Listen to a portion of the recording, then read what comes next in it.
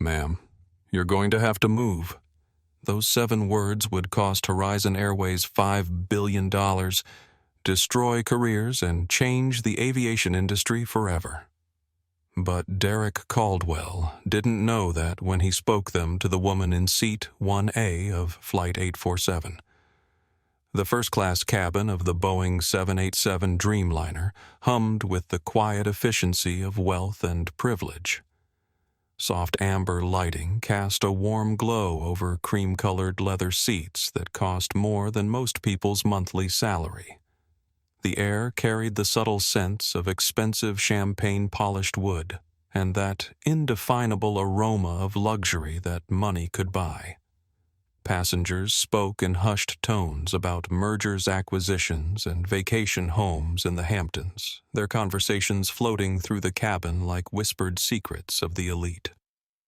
Amara Williams adjusted the sleeve of her navy Hermes suit and glanced at her Cartier watch. 43 minutes until departure from JFK to Geneva, where she would attend what might be the most important meeting of her career.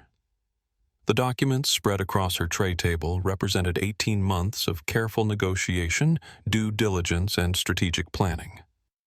The folder marked Project Phoenix. Confidential contained the final terms for a $5.2 billion liquidity injection that would save Horizon Airways from bankruptcy. At 48, Amara had built Obsidian Global Capital into one of the most respected distressed asset firms on Wall Street. She had saved 12 companies from financial ruin, preserved over 40,000 jobs, and earned a reputation as someone who could see value where others saw only failure. Her colleagues called her the corporate phoenix because she specialized in bringing dead companies back to life. What they didn't know was that her motivation came from a deeply personal place, rooted in her own experiences with being underestimated and dismissed. 20 years ago, she had been a junior analyst flying to her first major client meeting.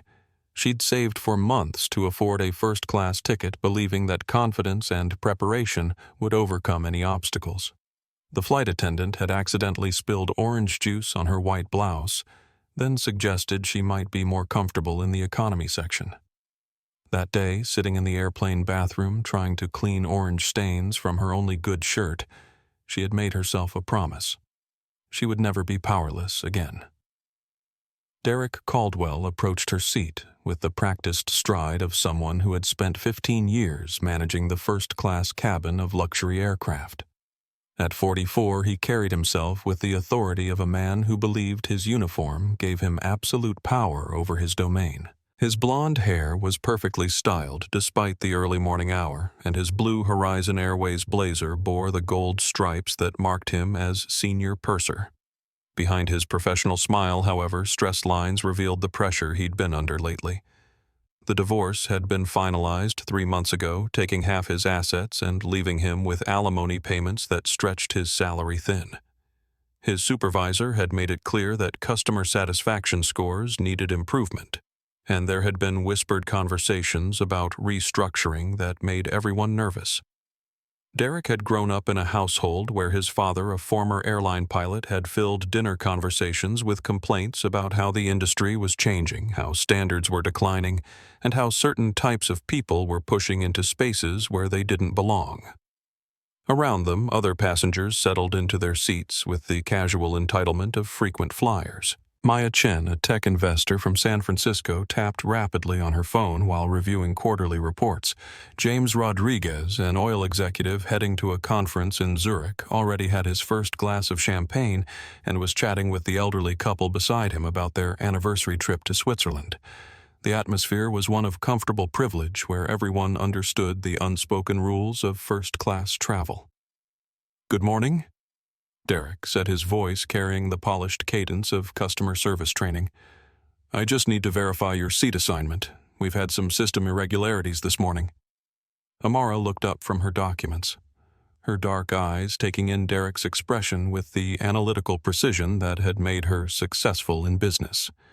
She had learned to read people quickly and accurately, and something in his tone set off alarm bells. This wasn't a routine verification. This was something else entirely. "My boarding pass shows seat 1A," she replied calmly, her voice carrying the quiet authority of someone accustomed to command. Is there a specific issue I can help you resolve?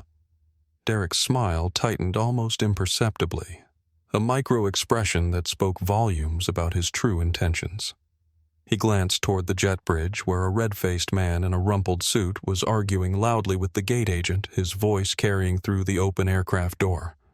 Connor Mitchell was Horizon's most demanding frequent flyer, a pharmaceutical sales manager who flew twice a month and treated airline staff like personal servants. Well, you see, we have a situation with one of our premium elite members. Derek explained, his tone suggesting that this should somehow make sense to her. Sometimes the system allows overbooking in first class, and we need to accommodate our most loyal customers first. The words hung in the air like a challenge, and Amara felt the familiar tightening in her chest that came with recognition.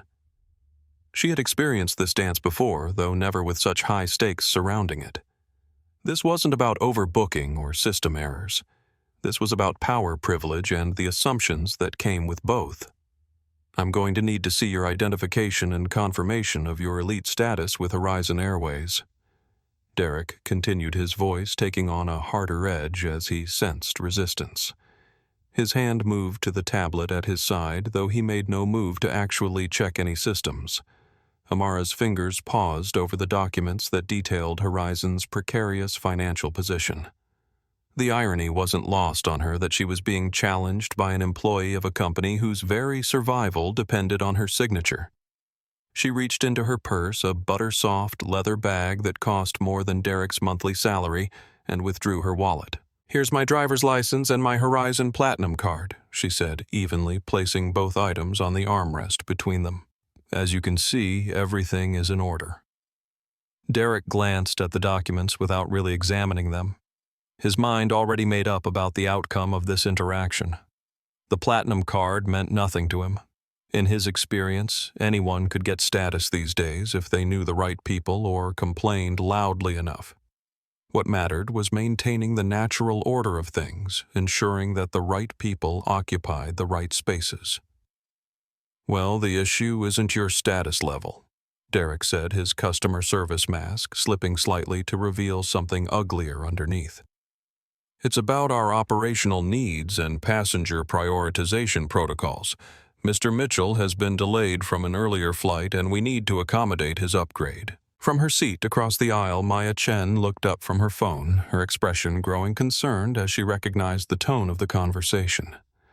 As someone who frequently faced assumptions about her qualifications and belonging in executive spaces, she could sense the undercurrents of what was happening. Other passengers began to notice as well, their conversations quieting as the tension in the cabin became palpable. I purchased this seat 3 weeks ago, Amara replied, her voice remaining calm despite the adrenaline beginning to course through her system. My assistant confirmed the reservation yesterday and I checked in online this morning. There is no operational issue here. Derek's jaw tightened, frustration replacing his practiced professionalism. He wasn't used to being questioned, especially not by someone he had already categorized as not belonging in this space. In his mind, the fact that she was arguing proved his point about entitlement and people pushing boundaries they shouldn't cross. Ma'am, I'm going to need you to lower your voice, Derek said, though Amara had never raised hers above a conversational tone. You're creating a disturbance, and that's grounds for removal from the aircraft. Now I'm offering you a very generous solution. We have an excellent seat in our premium economy section, and I can arrange for a full refund of your upgrade fee. The words hit Amara like physical blows, each one carefully chosen to diminish and demean. She thought about the girl she had been 20 years ago sitting in that airplane bathroom promising herself that she would never be powerless again. She thought about the 40,000 employees whose jobs depended on the deal in her briefcase. She thought about every boardroom where she had been the only black woman, every meeting where she had been asked to prove her qualifications, every moment when someone had looked at her and seen not her accomplishments, but only their own assumptions. I will not be moving, Amara said quietly, but her words carried the force of absolute certainty. I have paid for this seat. I am qualified to sit in this seat, and I will be remaining in this seat for the duration of this flight." The cabin fell silent except for the hum of the air conditioning system and the distant sounds of ground crew preparing for departure. Passengers who had been pretending not to listen now turned openly to watch the confrontation unfold. Some looked uncomfortable, shifting in their seats and avoiding eye contact. Others appeared curious, as if they were watching an interesting drama perform for their entertainment. Derek felt the eyes of the cabin on him and knew he had reached a point where backing down would mean losing face in front of the passengers whose respect and authority he craved. His supervisor, Patricia Webb, was watching from the galley, her expression unreadable, but her silence speaking volumes about her willingness to intervene. In that moment, Derek made a decision that would change the trajectory of his life and the future of his company. "Fine," he said, his voice carrying a finality that made several passengers sit up straighter. "If you won't cooperate voluntarily, then we'll need to resolve this through proper channels. Patricia, please contact airport security. We have an uncooperative passenger who needs to be removed." The request echoed through the first-class cabin like a gunshot, and Amara felt time slow as the full implications of the moment crystallized around her. This was no longer about a seat assignment or customer service dispute. This had become something much larger and more dangerous, a moment that would reveal the true character of everyone involved. Maya Chen put down her phone and leaned forward in her seat. "Excuse me, but I don't think this is necessary. She has a valid ticket and hasn't done anything wrong." Her voice carried the confidence of someone accustomed to speaking up in corporate environments, but Derek dismissed her with a wave of his hand. "Ma'am, this doesn't concern you," Derek snapped. "Please return to your own affairs, or you may find yourself with accommodation issues as well." The threat hung in the air like smoke from a fire that was beginning to rage out of control. Amara felt a cold clarity settle over her mind, the same analytical calm that had served her well in hostile takeovers and contentious boardrooms. She reached into her purse and withdrew her phone, her movements deliberate and precise. Connor Mitchell finally boarded the aircraft, his red face sweating despite the morning cool, his expensive suit wrinkled from his overnight stay in the airport hotel. He surveyed the first-class cabin with the entitled gaze of someone who believed the world owed him accommodations, and his eyes lit up when he saw the confrontation unfolding around seat 1A. "Is there a problem here?" Connor asked, though his tone suggested he was more interested in securing his upgrade than resolving any actual issues. "I was told there might be a seat available up here." Derek turned toward Connor with visible relief, grateful for the arrival of someone who would validate his actions and provide cover for what he was about to do. "Mr. Mitchell, yes, we're just resolving a seating issue. Your upgrade should be available momentarily." Amara looked at her phone screen, scrolling through her contacts until she found the name she needed. Nathan Cross had been her business partner for 8 years, and she had never called in the middle of the night for anything less than an emergency. She began typing a message that would set in motion a cascade of events none of them could imagine. 2 Port Authority officers appeared at the jet bridge entrance, their presence immediately changing the dynamics of the situation. Sergeant Maria Lopez was a 20-year veteran who had seen every type of airline dispute imaginable, and Officer David Chen had learned to approach these calls with careful attention to detail and witness statements. They moved down the aisle with the measured pace of professionals who understood the weight of their authority. "What's the situation here?" Sergeant Lopez asked, her voice neutral but commanding.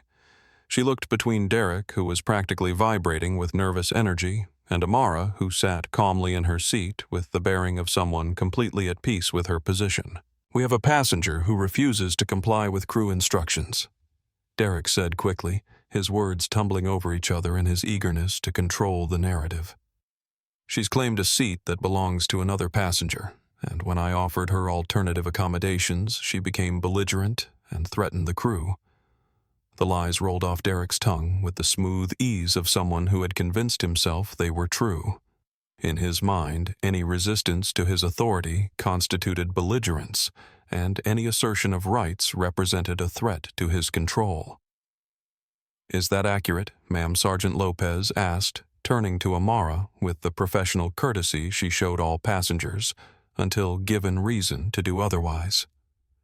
"Officer, my name is Amara Williams," she replied, her voice carrying the calm authority of someone accustomed to high-pressure situations.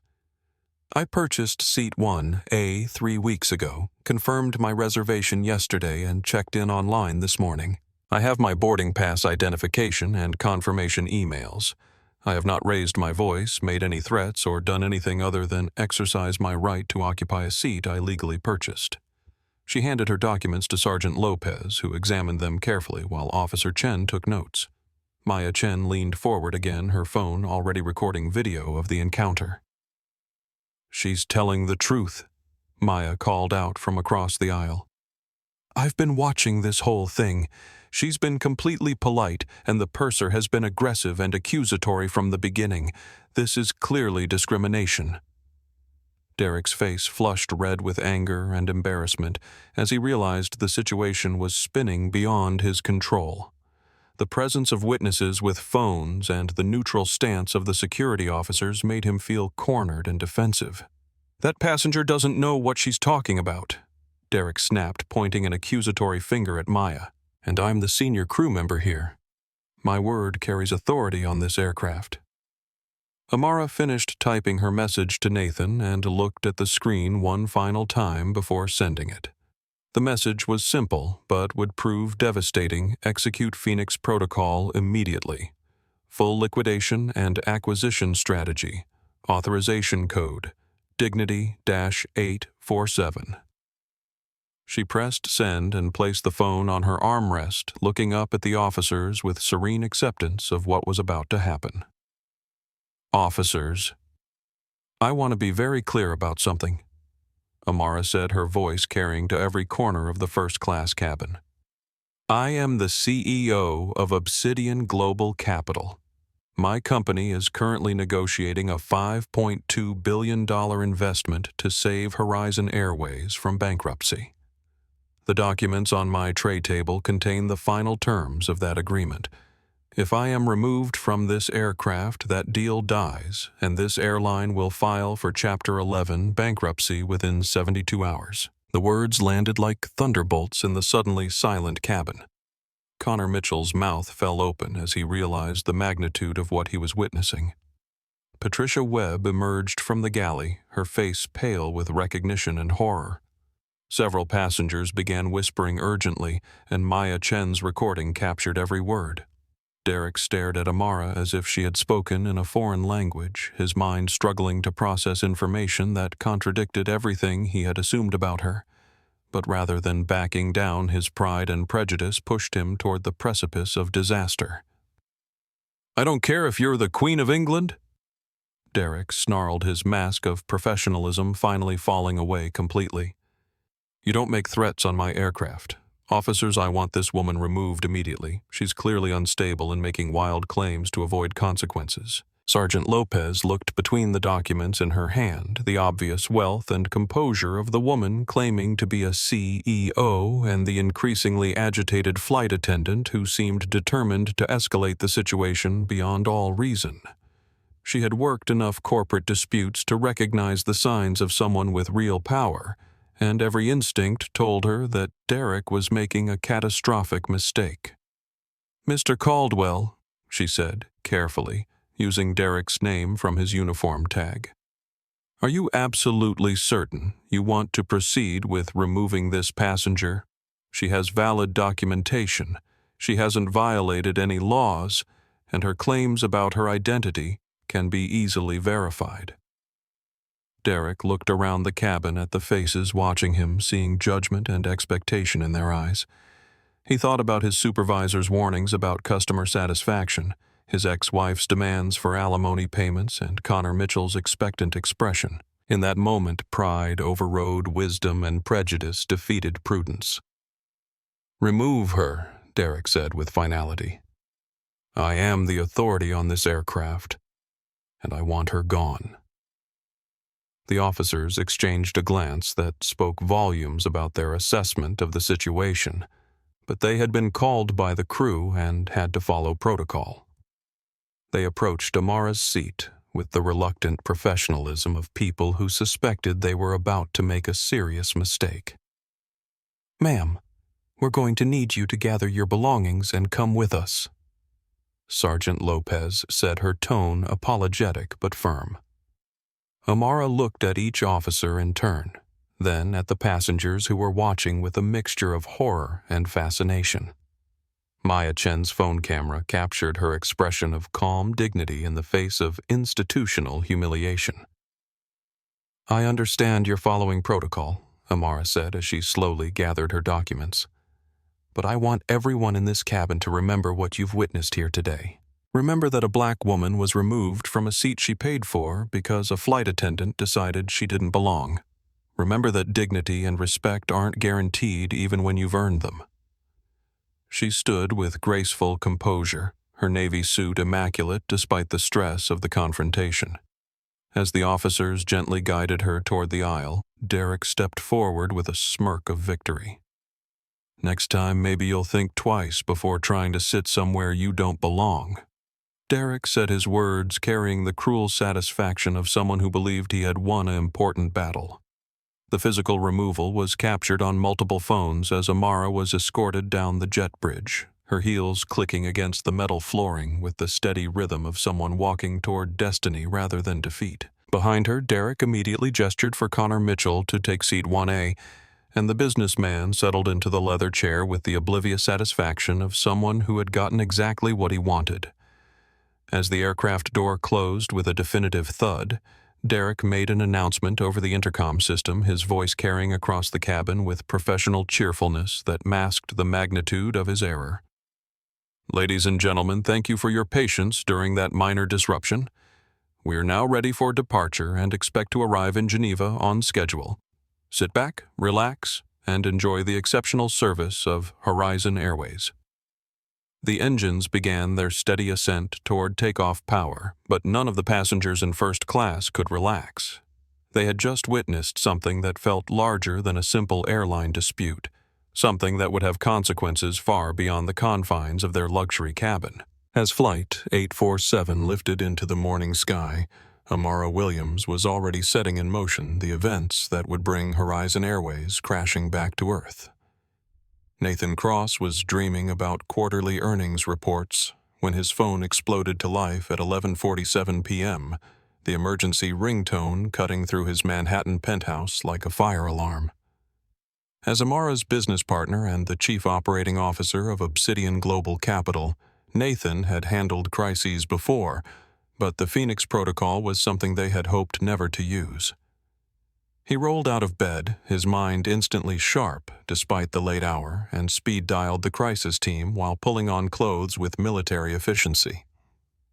The Phoenix Protocol wasn't just a contingency plan, it was a weapon of financial destruction that Amara had designed for exactly this type of situation. Within minutes, his phone was buzzing with confirmations from 20 of the most ruthless analysts on Wall Street. The Obsidian Capital headquarters occupied 3 floors of a gleaming tower in Lower Manhattan, its war room equipped with terminals that could move billions of dollars with keystrokes. By midnight, the space hummed with activity as traders, analysts, and lawyers materialized from across the city. The emergency lighting cast dramatic shadows across screens displaying stock charts, debt structures, and market positions that would determine the fate of Horizon Airways. "Talk to me about our current position," Nathan commanded as he surveyed the assembled team. Sarah Kim, their head of distressed assets, pulled up the relevant files with practiced efficiency. Obsidian currently holds a small equity position in Horizon Airways, about $50 million in common stock. Sarah reported, her fingers flying across her keyboard.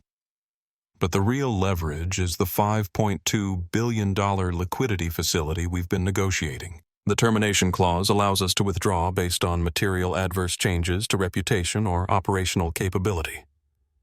Nathan nodded grimly, understanding the devastating implications. "What's their current debt structure?" "They're leveraged to the hilt," answered Marcus Rodriguez, their bond specialist. $7 billion in senior secured debt with J.P. Morgan Chase, another $3 billion in unsecured bonds trading at junk levels.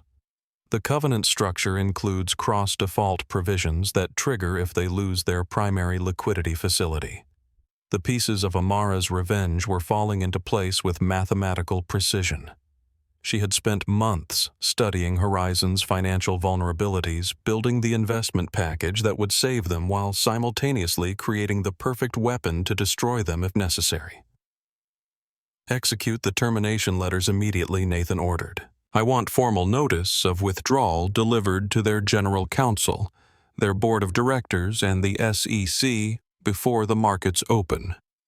Sarah prepped the short position. "We're going to bet against them with everything we've got." The war room erupted into controlled chaos as the team implemented a strategy that would send shockwaves through the financial world.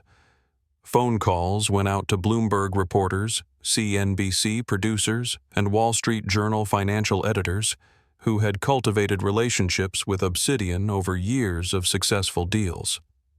The story of a Black CEO being dragged off an airplane by the company she was trying to save was exactly the kind of narrative that would dominate news cycles and destroy stock prices.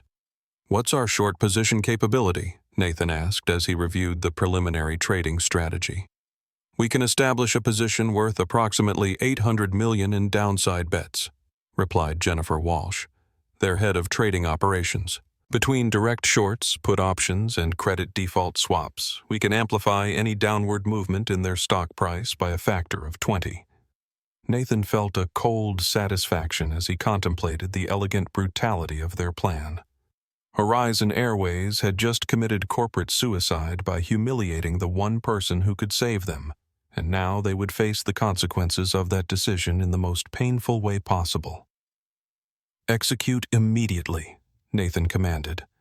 "I want us positioned before the Asian markets open, and get me a direct line to the Zurich Airport police. Amara's going to need legal protection when this story breaks."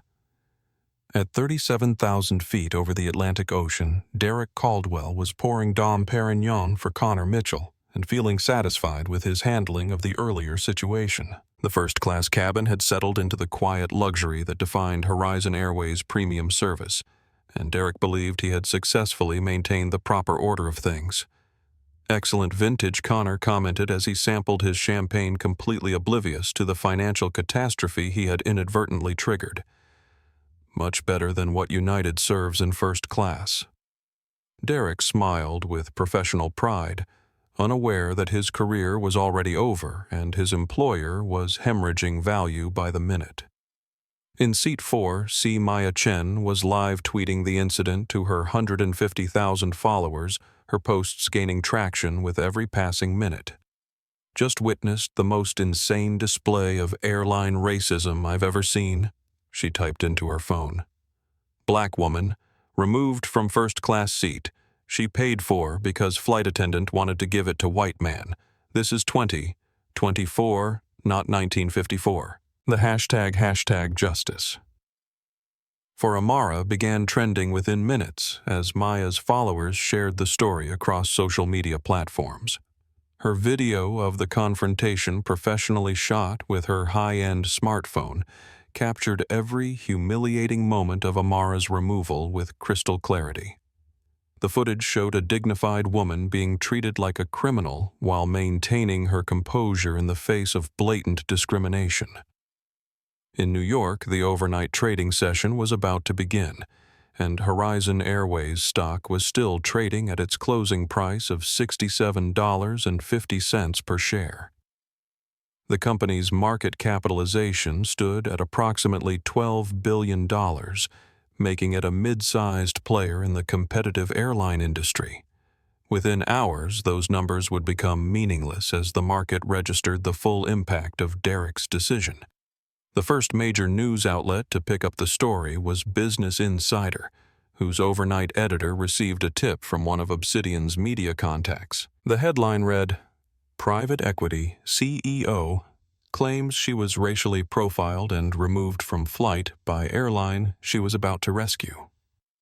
The article included Maya's video screenshots of Amara's professional credentials and context about the pending $5.2 billion investment deal. European markets opened to immediate chaos as international investors processed the implications of the story.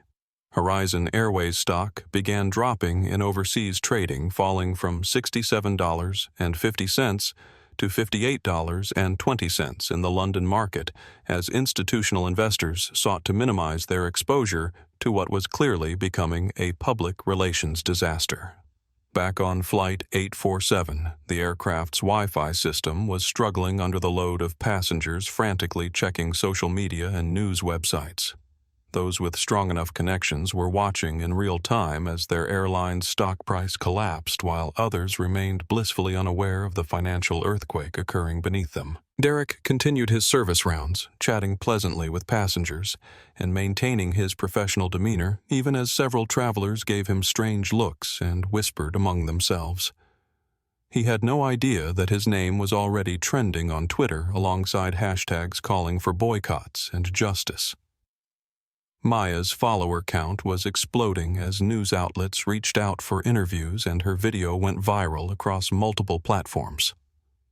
CNN, MSNBC, and Fox Business were all scrambling to get her on live television to discuss what she had witnessed. The story had every element that media producers loved: corporate misconduct, racial injustice, financial drama, and clear video evidence. "This is bigger than just one incident," Maya typed in a follow-up thread. "This is about how people of color are treated in spaces where they've earned the right to be." Amara Williams is literally one of the most successful CEOs on Wall Street, and she was treated like a criminal for existing while black in first class. The pre-market trading in New York showed Horizon Airways opening down 30% at $47.25 as institutional investors began dumping shares before the regular trading session even began. The company's credit default swaps financial instruments that essentially bet on corporate bankruptcy were spiking as traders recognized the existential threat facing the airline. In Chicago, Victor Hayes, the CEO of Horizon Airways, was awakened by his head of investor relations at 4:23 a.m. Central Time. The panicked phone call delivered news that would end his career and destroy his legacy in the aviation industry. "Victor, we have a situation," Jennifer Torres said, her voice tight with barely controlled fear. "The Williams deal is dead. Our stock is in free fall and we're trending on social media for all the wrong reasons. You need to see the video." The Horizon Airways headquarters building in Chicago had never seen anything like the crisis that erupted in its executive conference room at dawn. Victor Hayes stood at the head of a mahogany table surrounded by the debris of his company's reputation laptop screens showing plummeting stock prices, smartphones buzzing with calls from panicked board members, and printed copies of news articles that painted his airline as a symbol of institutional racism. "How the hell did this happen?" Victor demanded, his voice echoing off the glass walls that offered a panoramic view of the city. At 57, he had spent his entire career in aviation, working his way up from operations manager to CEO through careful political maneuvering and conservative fiscal management. Nothing in his experience had prepared him for this type of reputational catastrophe. Rebecca Torres, the head of public relations, looked exhausted despite the early hour. She had been fielding calls from reporters since 3 a.m., each conversation more hostile than the last. The video has 15 million views across all platforms and climbing. Every major news outlet is covering it, and the narrative is completely out of our control. They're calling it the most expensive act of discrimination in corporate history. The financial implications were becoming clear as the regular trading session approached. Horizon stock had stabilized temporarily in pre-market trading, but only because circuit breakers were preventing further decline. When the markets opened for regular trading, there would be nothing to stop the slide toward bankruptcy. "What about the Obsidian deal?" Victor asked, though he already suspected the answer. The $5.2 billion liquidity injection had been their lifeline, the one thing standing between Horizon Airways and Chapter 11 bankruptcy proceedings. David Chen, the chief financial officer, pulled up the termination letter that had arrived via email at 5:47 a.m. Nathan Cross sent formal notice of withdrawal citing material adverse changes to corporate reputation and operational integrity. The contract gives them unilateral termination rights, and they've exercised them. We have 72 hours to find alternative financing, or we'll be in default on our senior debt facilities. The magnitude of Derek Caldwell's mistake was becoming clear to everyone in the room. By removing Amara Williams from Flight 847, he hadn't just caused a public relations problem, he had triggered the financial destruction of his own company. "What are our options?" Victor asked, though his tone suggested he already knew there weren't any good ones. "We can try to reach out to other private equity firms, but they'll want to know why Obsidian walked away," David replied. "And once they see the video and understand the circumstances, they're going to demand significantly worse terms or walk away entirely. No one wants to be associated with this kind of liability." Meanwhile, Derek Caldwell's cousin and Horizon's VP of Customer Relations, Rebecca Caldwell, was facing her own crisis. She had spent years trying to distance herself from Derek's attitudes and behavior, knowing that his prejudices were both morally wrong and professionally dangerous. Now his actions were threatening to destroy not just his career, but hers as well. "I need to make something clear," Rebecca said, her voice steady despite the chaos around her. "I've been documenting Derek's behavior for months, including several incidents where he treated minority passengers with obvious bias. I have formal complaints that were filed with HR but never properly investigated. This incident was predictable and preventable." The room fell silent as the implications of her statement sank in. If Rebecca had documentation proving that Derek's behavior was part of a pattern and that the company had failed to address it, Horizon Airways could face not just public relations disaster, but also massive legal liability. Victor felt the walls closing in around him as he realized that his company was facing a perfect storm of financial, legal, and reputational destruction. The stock price was collapsing, the debt covenants were triggering, and now there was evidence of institutional knowledge about discriminatory practices. "Get Derek on the phone," Victor commanded. "I want him off that airplane and terminated immediately, and get our legal team to start preparing for the lawsuits that are coming." But Derek Caldwell was 37,000 feet over the Atlantic Ocean, serving champagne to passengers in a first-class cabin, and completely unaware that his world had already ended. Captain Jennifer Walsh was reviewing her approach charts for Geneva when the emergency communication from Horizon Airways operations crackled through the aircraft's secure communication system. The message that appeared on her screen was unlike anything she had seen in 23 years of commercial aviation. "Flight 847, priority. Message from Operations, Senior Purser. Derek Caldwell is to be immediately relieved of all duties and confined to crew quarters. Do not allow passenger interaction. Company facing existential crisis due to incident with passenger removal. Stock down 60%. Legal team standing by in Geneva. Acknowledge immediately."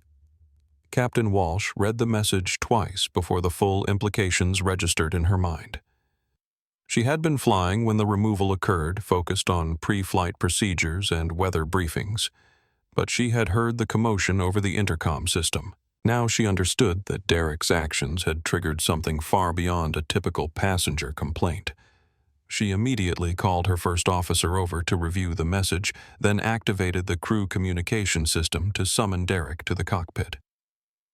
The narrow corridor leading to the flight deck had never felt more confined as Derek approached, his expression shifting from professional confidence to confusion as he read the captain's stern expression. "Derek, you need to see this," Captain Walsh said, handing him the printed communication. She watched as his face transformed from confusion to horror, to desperate disbelief as the words sank into his consciousness.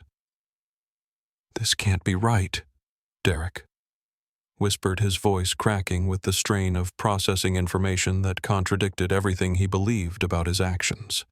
She was just some woman trying to take a seat that belonged to a premium customer.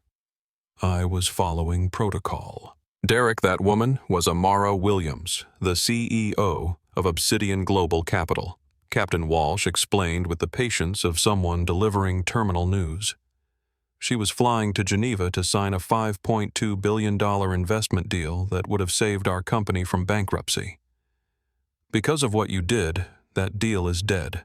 Our stock price has collapsed, and Horizon Airways is probably going to file for bankruptcy before we land. The cockpit fell silent except for the steady hum of the aircraft systems and the distant sound of passenger conversations filtering through the bulkhead. Derek stared at the communication as if willing it to change his mind, struggling to process the scale of the catastrophe he had caused.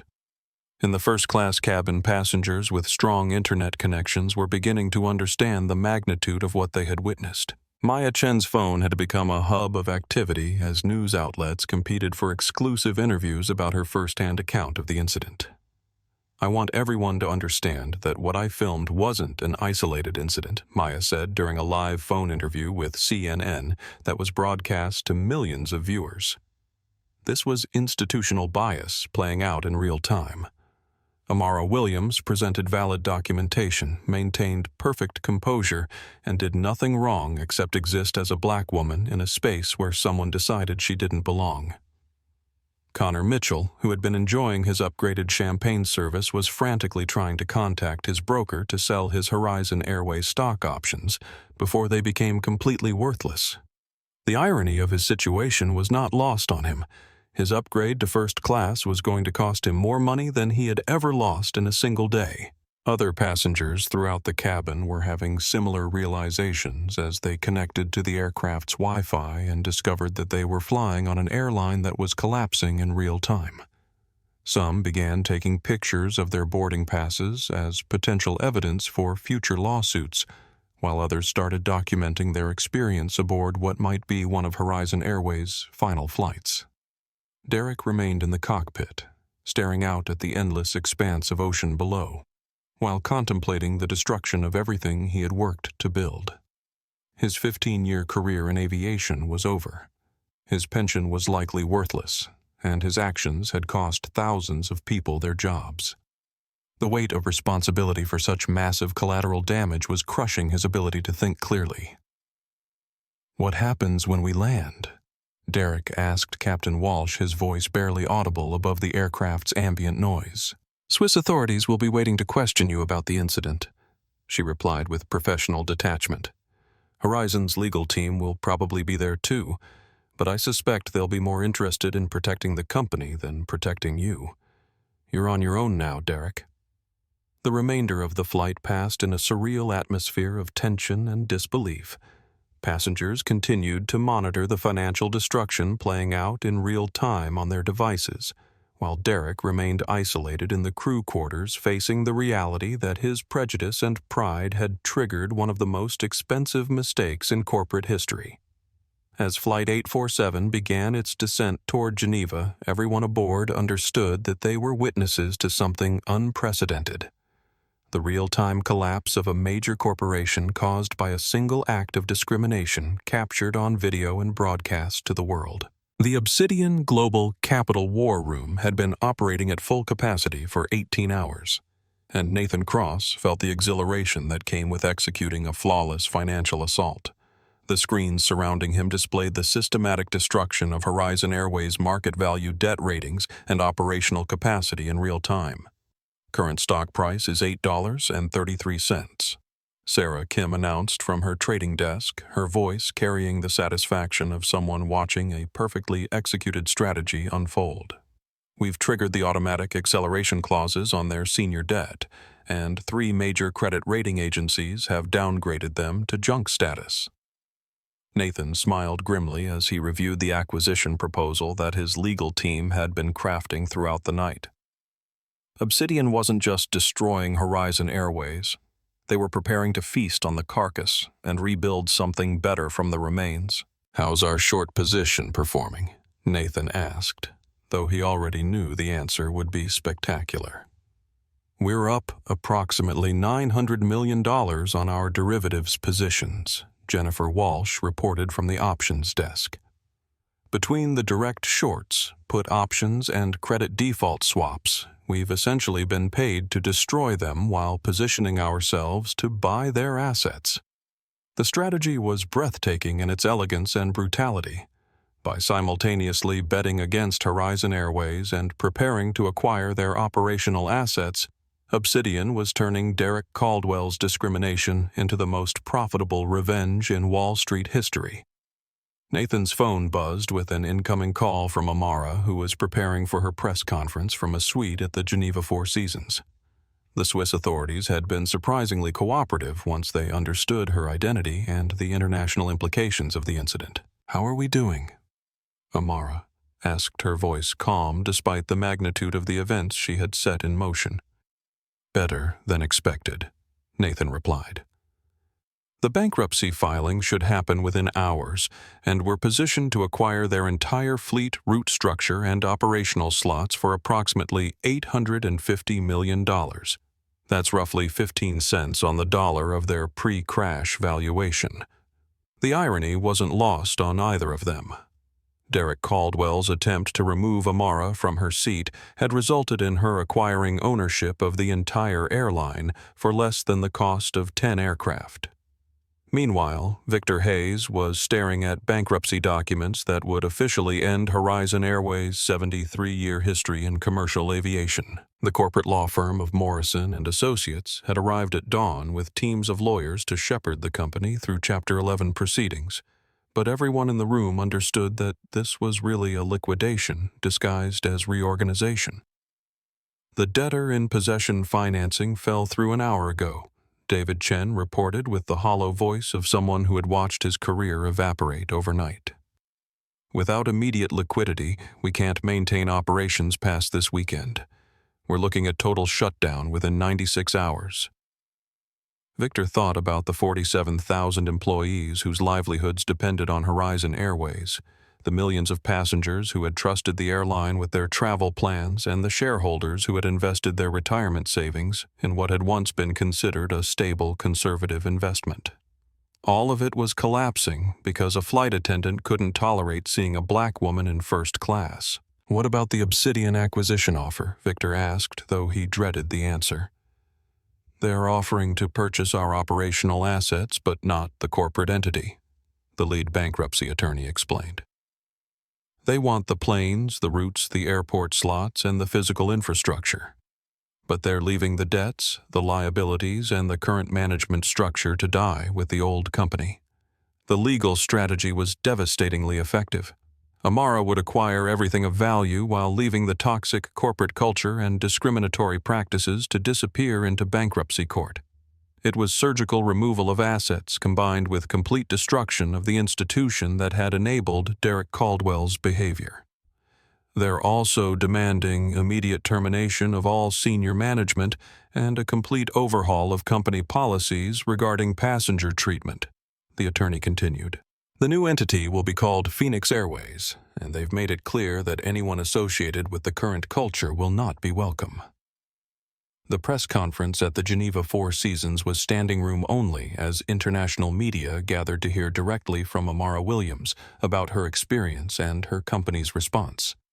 She stood at the podium wearing a crisp white suit that seemed to glow against the dark wood paneling of the hotel's conference room. "Yesterday I was removed from an airplane seat that I had legally purchased because a flight attendant decided that I didn't belong in first class." Amara began, her voice carrying clearly to every corner of the room. That decision wasn't just a personal insult. It was a reflection of corporate culture that prioritizes assumptions over evidence, prejudice over policy, and power over people. The camera flashes were constant as she continued, her words being broadcast live across every major news network in North America and Europe. Horizon Airways had the opportunity to treat all passengers with dignity and respect. Instead, they chose to humiliate someone whose only crime was existing while black in a space where they felt I didn't belong. The market has rendered its verdict on that choice. Derek Caldwell stood in the Geneva airport's security office, wearing the same Horizon Airways uniform that had once represented authority and prestige, but now felt like a costume from a canceled performance. The Swiss police officers questioning him were professional but thorough, and Derek was beginning to understand that his problems extended far beyond simple employment termination. "Mr. Caldwell, we have reviewed the video evidence and spoken with multiple witnesses," Inspector Mueller said in accented but precise English. "While we cannot charge you with criminal conduct under Swiss law, the incident has been referred to U.S. federal authorities for potential civil rights violations." Derek's mind reeled as he tried to process the implications. Civil rights violations carried serious legal consequences, including potential prison time and massive financial penalties. His attempt to assert authority over a passenger had transformed him into an international symbol of workplace discrimination. His corporate credit cards had been canceled, his return flight ticket was void, and his Horizon Airways employment had been terminated for cause which meant no severance pay or benefits.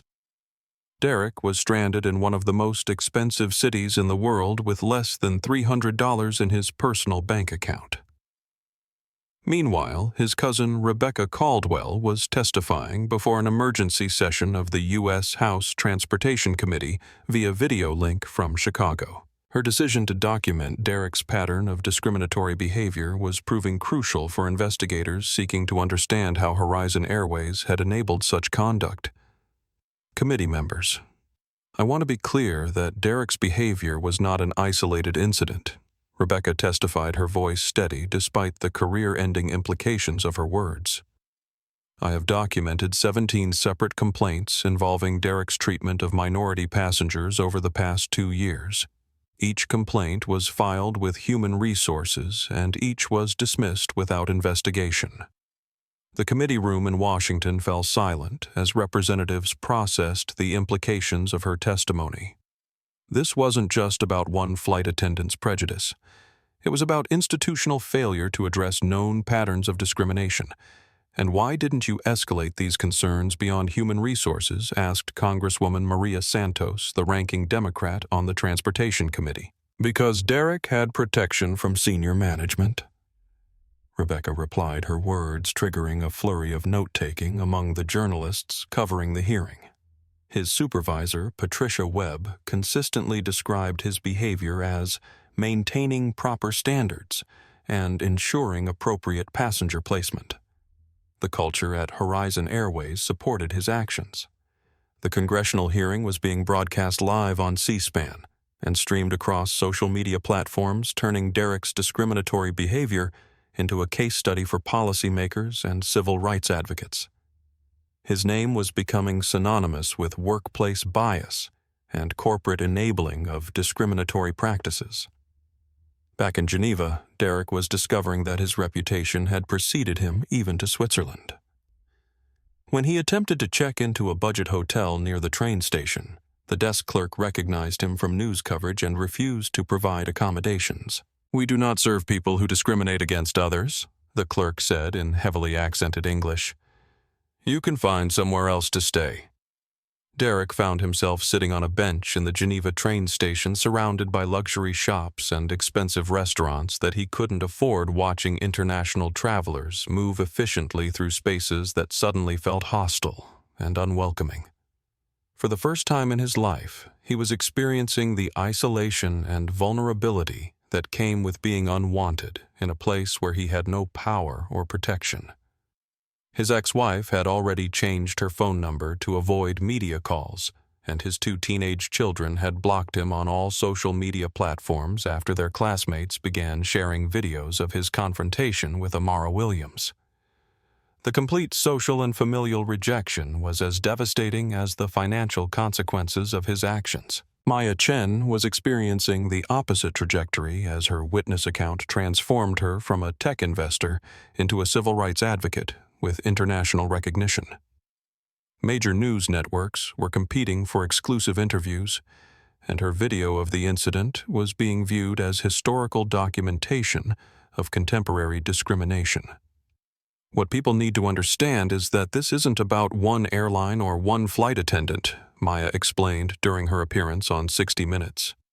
This is about the everyday indignities that people of color face in spaces where they have every right to be. Amara Williams had earned her place in that seat through success and achievement, but Derek Caldwell couldn't see past his own prejudices. Connor Mitchell was facing his own reckoning as social media users identified him as the beneficiary of Derek's discriminatory actions. His pharmaceutical company had placed him on administrative leave pending an internal investigation, and his own social media accounts were flooded with criticism from people who viewed him as complicit in the incident. The Delaware bankruptcy court that would decide Horizon Airways' fate was packed with lawyers, financial analysts, and journalists as Judge Patricia Morrison reviewed the competing acquisition proposals. The proceeding was being live-streamed to financial markets around the world, where traders waited for official confirmation of what everyone already knew. The court has reviewed the asset purchase agreement submitted by Obsidian Global Capital. Judge Morrison announced her voice carrying the weight of decisions that would affect thousands of lives. The proposal to acquire Horizon Airways operational assets for $850 million represents the highest and best offer received during the expedited bidding process. Nathan Cross sat at the plaintiff's table, surrounded by contracts and financial documents that represented the most successful corporate acquisition in Obsidian's history. They weren't just buying an airline. They were purchasing the opportunity to rebuild an industry culture from scratch. The acquiring entity, Phoenix Airways, has committed to maintaining employment for all operational staff who meet revised standards for customer service and cultural competency. Judge Morrison continued. However, all senior management positions will be terminated, and the corporate entity known as Horizon Airways will cease to exist. Victor Hayes watched from the gallery as his life's work was officially declared dead and sold for parts. The airline he had spent 3 decades building was being dismantled because of 15 minutes of discrimination captured on video and broadcast to the world. The efficiency of the bankruptcy proceedings was stunning. Within 4 hours, ownership of 147 aircraft gate slots at 43 airports and maintenance facilities across North America had transferred from Horizon Airways to Phoenix Airways. The legal transformation was complete, but the cultural rebuilding was just beginning. Amara's vision for Phoenix Airways represented a fundamental reimagining of airline customer service. The new company's training programs would require every employee to complete bias awareness education, conflict, de-escalation training, and cultural competency certification. The policies Derek Caldwell had exploited to justify discrimination were being replaced with rigid standards that prioritized passenger dignity above all other considerations. "We're not just changing procedures," Amara explained to the team of executives assembled in Phoenix Airways' temporary headquarters.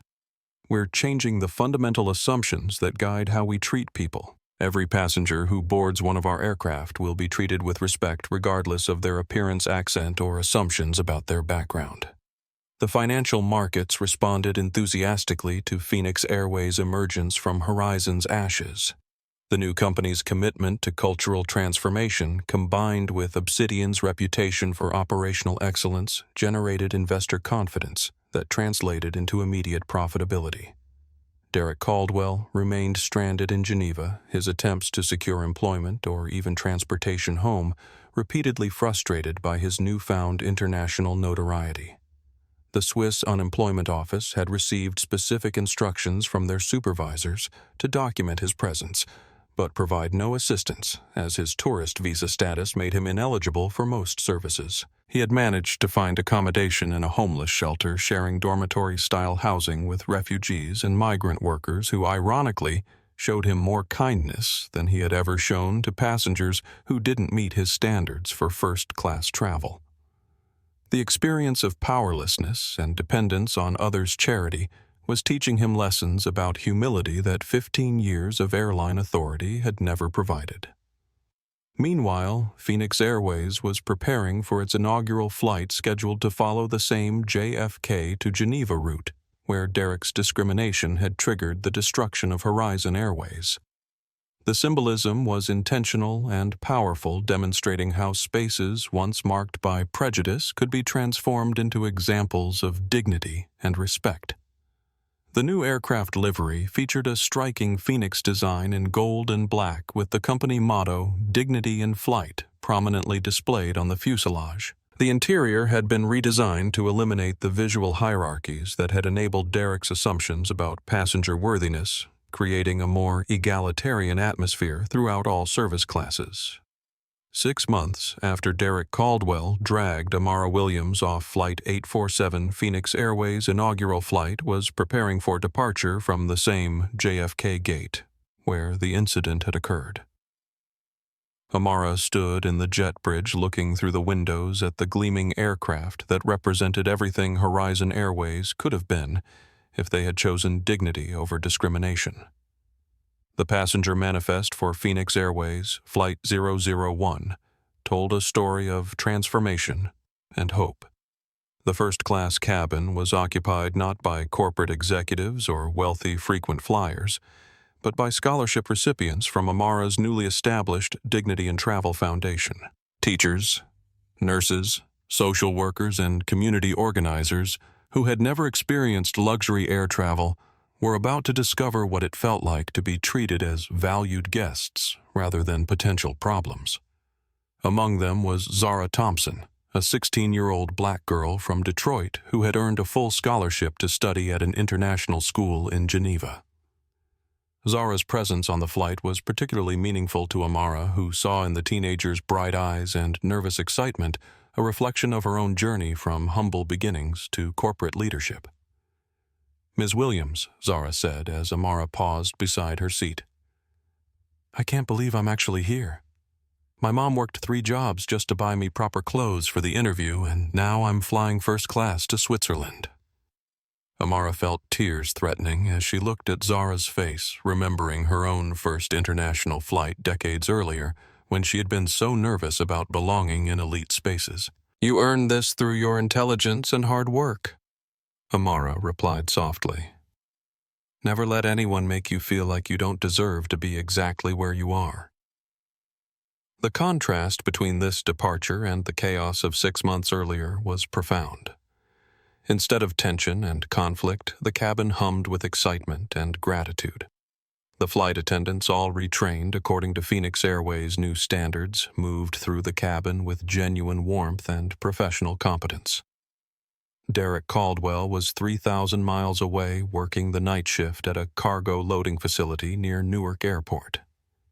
The irony of his situation was not lost on him as he watched luxury aircraft taxi past the warehouse windows where he spent his nights lifting boxes and loading freight. His supervisor, a gruff man named Tony Kowalski, treated him with the same casual disrespect that Derek had once shown to passengers he deemed unworthy. "Move faster," Caldwell. Tony shouted across the loading dock. "These boxes aren't going to load themselves, and I don't care what fancy job you used to have. You're nothing special here." Derek's back ached constantly from the physical labor, and his hands were calloused from handling rough cargo containers. His studio apartment in Queens was a far cry from the suburban home he had lost in the aftermath of his viral infamy.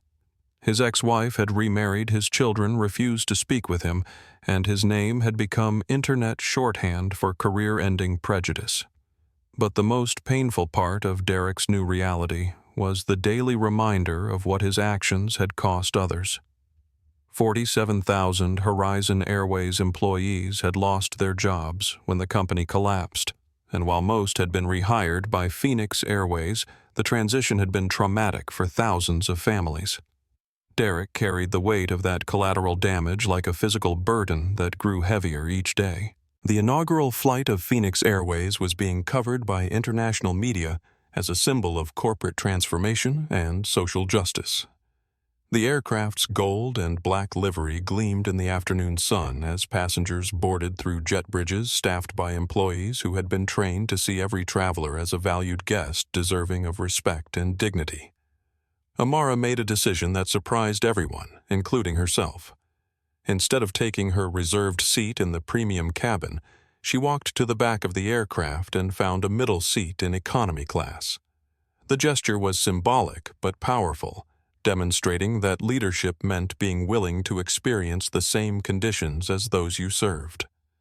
"Ladies and gentlemen," she announced over the intercom system as the aircraft pushed back from the gate, "welcome to Phoenix Airways Flight 001.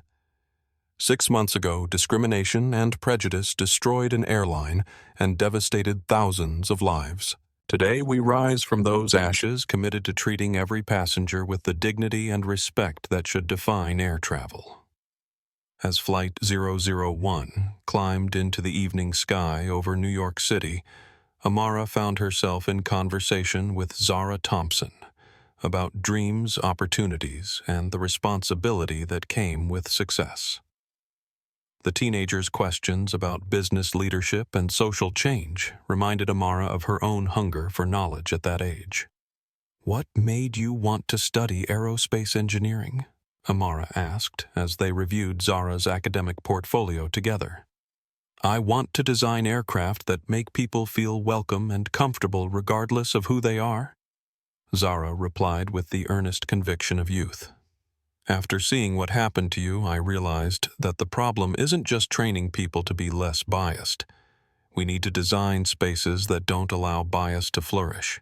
The insight was profound and spoke to Amara's own vision for systemic change in the aviation industry.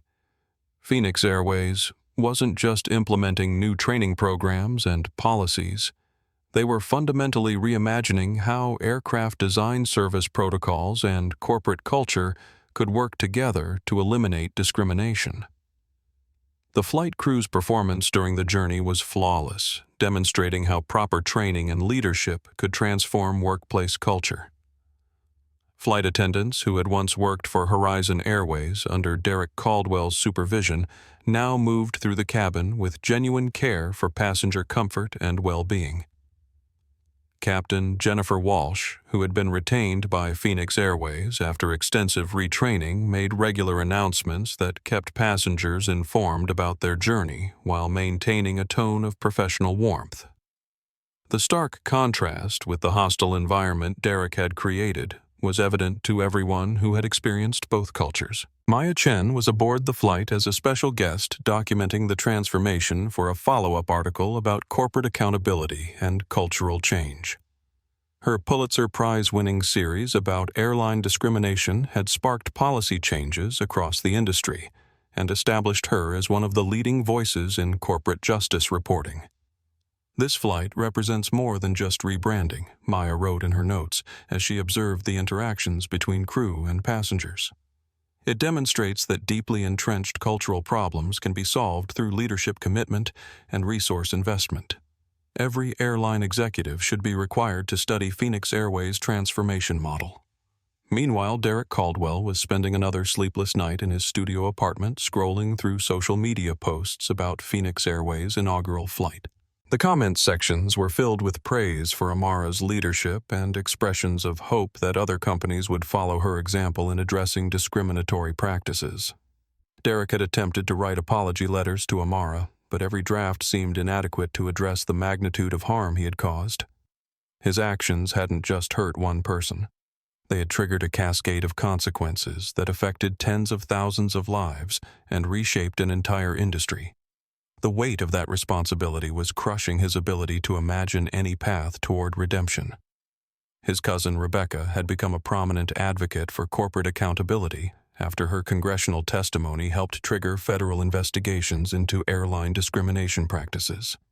She had repeatedly declined Derek's attempts to contact her, making it clear that their family relationship couldn't survive his transformation into a symbol of workplace prejudice. As Flight 001 began its descent into Geneva, Amara reflected on the journey that had brought her to this moment.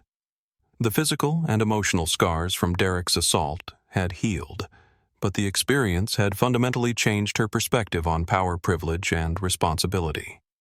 Her success in business had always been motivated by personal achievement, but now she understood that true power meant using success to create opportunities for others.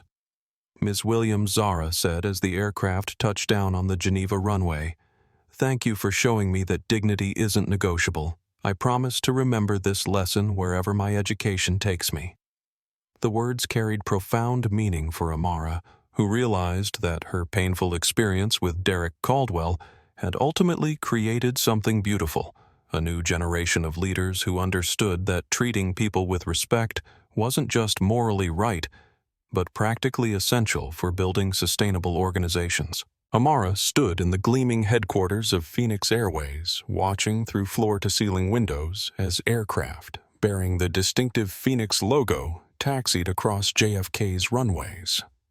Each plane represented a victory over the prejudice and institutional bias that had once seemed insurmountable. The gold and black livery caught the morning sunlight like a promise that dignity could triumph over discrimination when people chose courage over comfort.